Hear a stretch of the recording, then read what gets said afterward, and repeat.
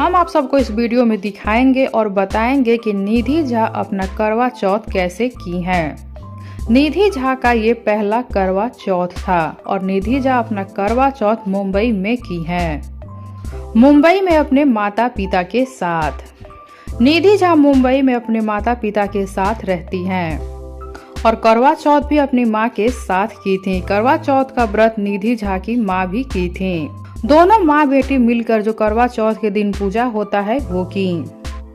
निधि झा का ये पहला करवा चौथ था और पूरा 16 श्रृंगार की हुई थी।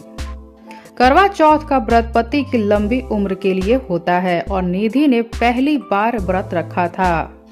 निधि झा पहली बार इतना कठिन व्रत रखी थी जिसमें न खाना खाना था और न ही पानी पीना था और ये बात खुद यश कुमार अपनी मुंह से बताए हैं।